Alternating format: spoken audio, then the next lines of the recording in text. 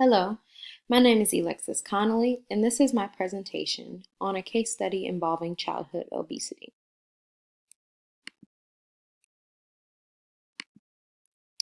Childhood obesity is a disease that affects more than 18% of adolescents in the United States.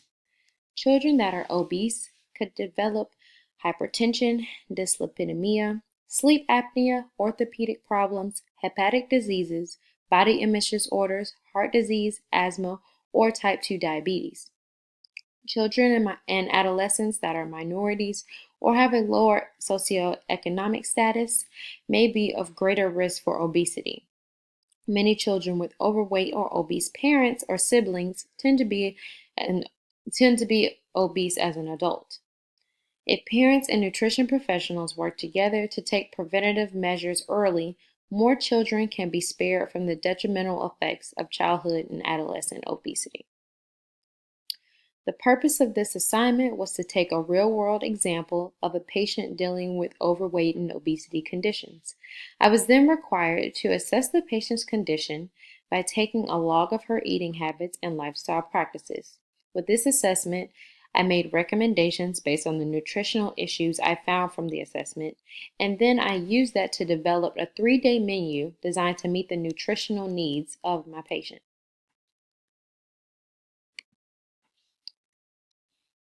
From the case study information, I know that the patient's name is Jane. She is a 14-year-old girl that is at the weight of 152.9 pounds and is dealing with a steady weight gain of 10 to 15 pounds per year. She is near the BMI category for obesity, but she is still within the 90th percentile of the reference scale for overweight adolescents. Fortunately, during her assessment, her vitals and body system results of her physical exam all came back normal and regular for a female of her age. She has indicated that her physical activity is low and her physique is consistent with the description of an obese female. Jane's parents say they often run out of funds by the end of the month for food purchases and have to rely on the fast food as a way to feed Jane and her 2 other siblings. From this information, I can conclude that Jane's family has a lower socioeconomic status, which probably is from them residing within a food desert area, and they probably struggle with food insecurity on a regular basis. Jane was told to create a list of all of the foods and beverages she consumed throughout a 3-day period. Just from visually assessing her meals and food choices, I could see that she is consuming a diet containing a large number of foods and beverages with added sugars, sodium, and high levels of saturated fats. She is also consuming a large amount of calories not recommended for her age, height, and physical activity level. Most of the food she is eating is lacking in nutritional density.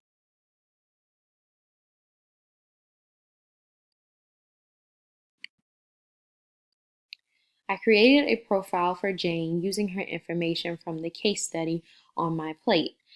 I put the information from her food diary into a 3-day menu on the Super Tracker program on my plate and obtained her nutrition report. Based on the information in the report, she is over her recommended 1,600 calorie per day limit by over 1,200 calories. She has an excessive intake of total fat, saturated fat, polyunsaturated fat, and cholesterol. She is also getting an inadequate amount of dietary fiber, potassium, magnesium, vitamin D, vitamin E, and choline. To have these characteristics in her food means she is setting herself up to for any of the many complications related to obesity in the future. I also looked at Jane's lab results, and based on the data, she meets the reference range of an adolescent female of her age and height for the majority of the tests taken. However, she is above the limit for her fasting glucose, hemoglobin A1C, and LDL cholesterol levels.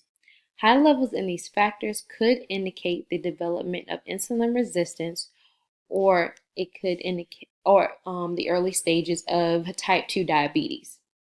Because she is near the top of the reference range for her other test results, she needs to follow any recommendations provided for her during her intervention process in order to lower these high levels. My recommendations for Jane to improve her health and well being start with implementing a structured weight management plan where her diet, weight, and health progression will be monitored for a 6-month period. She would be put on a 1600 calorie per day diet where she will need to consume a combination of fruits, vegetables, whole grains, low fat dairy, nuts, legumes, and lean protein. I want her to incorporate more water in her diet and limit the amount of sugary foods and beverages she consumes, as well as any foods with refined grains or processed meat products. She also needs to incorporate at least 40 minutes of moderate to vigorous physical activity at least 3 to 4 times per week. Jane needs to be down in weight about 5 to 10 pounds by the end of the 6-month intervention process. If the family cannot afford to purchase quality foods on their budget, there are government assistance programs for their situation. I recommend them looking into the Michelle Obama's Let's Move program and the Fresh Fruit and Vegetable program to see if they can receive any benefits. I think these two programs could provide them with education on healthy living and eating that may be intimidating or unfamiliar to them.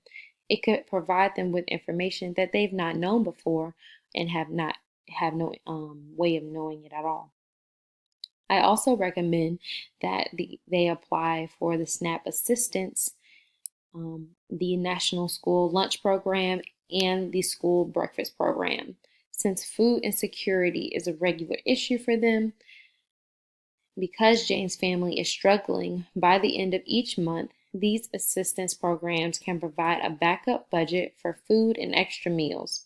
If Jane and her siblings are given free or reduced breakfast and lunch, her parents could provide them with more nutritionally dense meals and less fast food at home.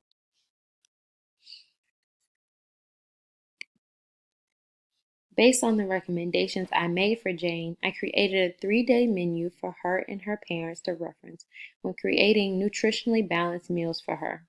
Each day includes 5 small meals of the adequate micronutrient and macronutrient amounts for her nutritional needs. For example, it is recommended that she eats 3 to 5 ounces of grain, 2 cups of vegetables, 1.5 cups of fruit, 3 cups of dairy, 5 ounces of protein, and no more than 5 teaspoons of fat per day. So I included servings of fruit and fresh fruit and vegetables, whole grain cereals, pastas and rice, low fat dairy options, and lean protein options in her menu plan.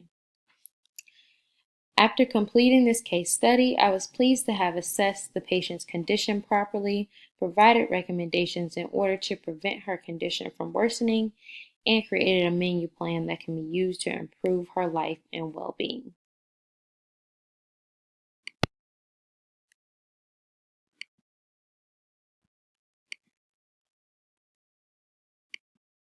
And here's my references.